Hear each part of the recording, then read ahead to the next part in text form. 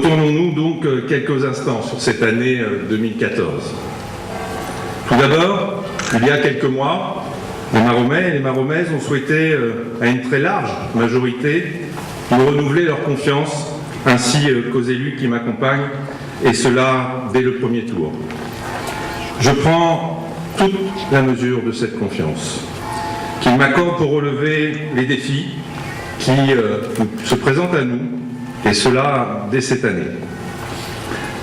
C'est donc ensemble que je vous propose d'animer, d'imaginer, de construire, de gérer dans l'intérêt général pendant ce mandat qui s'inscrit dans la continuité du travail depuis 6 ans.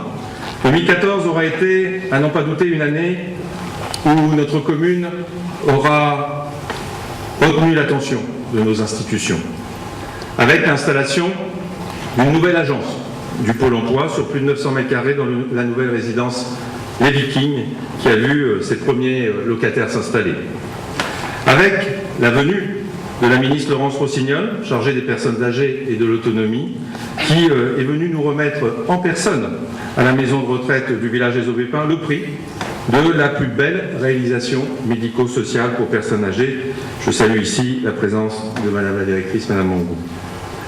La satisfaction d'avoir été entendu afin que le quartier de Binche soit retenu dans la nouvelle cartographie de la politique de la ville, ce qui va nous permettre de faire avancer le projet de restructuration et de reconstruction des 132 logements de ce quartier. Mais aussi, et comme j'ai pu précédemment l'expliquer, le fait de voir intégrer les écoles et le collège au réseau d'éducation prioritaire est synonyme de moyens supplémentaires qui vont venir soutenir et conforter la dynamique enclenchée ces dernières années sur la commune pour la jeunesse. Alors, vous l'aurez compris, ces résultats nous ont beaucoup mobilisés sur le dernier mandat. Et c'est une vraie satisfaction d'avoir été entendu. Et je tiens d'ailleurs à y associer Guillaume Bachelet, notre député, qui nous a apporté son soutien sans faille à chacune de nos démarches. Peut-être êtes-vous en train de vous dire « tout va bien, Maron ». Non. Ces bonnes nouvelles ne sauraient effacer les difficultés que rencontrent de nombreux de nos habitants. Combattre la crise, c'est aussi dire ce qui va, ce qui fonctionne, mais aussi ce qui est fragile. Nous avons à Maromme de grandes et belles entreprises, avec des sociétés qui se développent, qui exportent en Asie. Et je pense à l'usine Koyo, qui fabrique 1 million de pièces détachées pour l'industrie automobile, que nous avons d'ailleurs visité avec Guillaume Bachelet. Je pense encore à Novandi, plus communément appelé Maminova, dont chaque chaîne de production produit chaque jour par heure plus de 100 000 pots de yaourt brassés qui sont distribués dans toute l'Europe. Je pense également à MF Productions qui encapsule des milliers de parfums et cosmétiques par jour. J'ai bien conscience des moments difficiles que vous vivez, que nous vivons. C'est ensemble qu'on irons plus loin, dit le proverbe africain. C'est ensemble, en levant la tête, en faisant face à nos difficultés et en prenant conscience de nos atouts.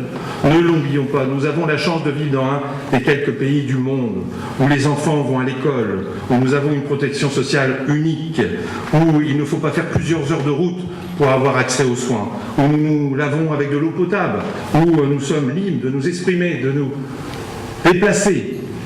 Notre société est l'une des plus avancées au monde. Soyons fiers de notre société, soyons fiers de notre pays. Cela n'est pas réservé aux extrêmes, cela doit être une culture nationale. Cela doit être la fierté de notre nation, laquelle appartient à tous et fière de faire partager notre société à d'autres. Car c'est comme cela que la France est construite, c'est comme cela qu'elle est devenue forte et c'est comme cela qu'elle redevient forte, juste et équitable. La France, c'est la liberté, la France, c'est l'égalité, la France, c'est la fraternité. Certains me glissaient à l'oreille ces derniers jours, David, tu n'es pas maire au bon moment.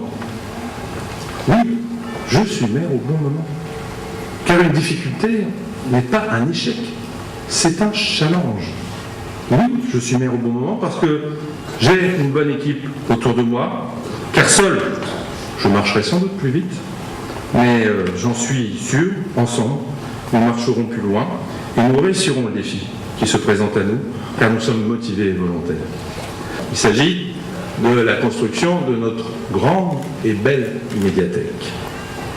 Alors je l'affiche sans retenue.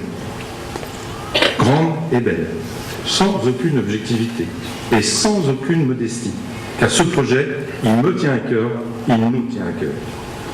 Nous travaillons sur cette réalisation depuis 2008 et l'énergie déployée a été considérable à la fois par les élus mais aussi par les services que je tiens à remercier ce soir.